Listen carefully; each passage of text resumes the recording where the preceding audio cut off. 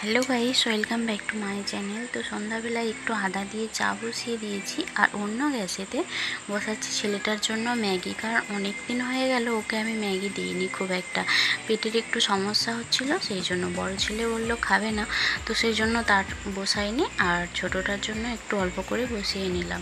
এদিকে ম্যাগিও ফুটে গেছে আর চাও ফুটে গেছে। দেখো আমার পিছনে পিছনে চলে এসেছে টুপি আর চশমা পরে বদমাসটা। চাটা ছেঁকে নিচ্ছি এখন। আর চা না হলে সন্ধ্যাটা ঠিক জমেনি। ঠিক যতটা গরমই হোক তবু আমাদের চা চাই, এতটাই নেশা হয়ে গেছে। ওকে একটু পড়াতে বসিয়েছি, কিছুটা পড়িয়ে দিয়ে চলে আসলাম রান্নাঘরেতে আটা মাখার জন্য। কারণ রুটিটা তো আজকে করিনি, বিকেলবেলা বসে বসে সময় কাটিয়েছি তার জন্যই। আর এই যে আটাটা এখন ঢেলে নেব আমি, এই ডিবিটায় আমার 5 কেজি আটা একেবারে ধরেনি, তো সেই জন্য কিছুটা আটা ঢেলে নিয়েছিলাম। আবার ডিবিটা একটু খালি হতেই ঢেলে নিচ্ছি পরের আটাটা। তো প্লাস্টিকটা আমি এখন মুড়ে আর রেখে দেবো, কারণ পরে আমার এটা কাজে লাগবে। জলটা ফুটে গেছে, যেহেতু গরম জল দিয়ে মাখবো আটাটা, তাই একটু হাতা নিয়ে মেখে নিচ্ছি। হাত দিয়ে একদমই মাখা সম্ভব নয়, এতটাই ফুটন্ত জলটা। তো সেই জন্য এখন আটাটা মেখে নিচ্ছি, আর ঝটাপট রুটিটাও একেবারে সেরে নেব আমি।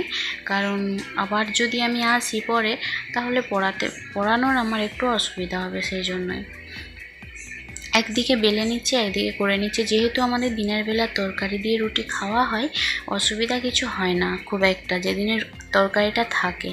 তো সেই জন্য আজকে আছে, খুব একটা চাপ নেই, তার জন্য বিকেলে রুটিটা করিনি, ভাবলাম যে এক মন্তর করা হয়ে যাবে। মিষ্টিটা ফুরিয়ে গেছে, ঢেলে নেব। এইবারে কীরকম মিষ্টি এনেছে দেখো, আমি জানি না তোমরা এটা কখনো দেখেছো কি না, কিন্তু আমি কখনো দেখিনি। চিনির দানার মতো, চিনির থেকে বড়, কিন্তু দানাটা ঠিক চিনির দানার মতোই, মানে সাইজটা বড়। একটু লঙ্কা তেল মেখে করে নিলাম, কারণ আলু ভাতে মাখবো, সেই জন্যই। এই যে লাল লাল করে লঙ্কাটা ভেজে নিচ্ছি, দারুণ সেন্ট উঠেছে।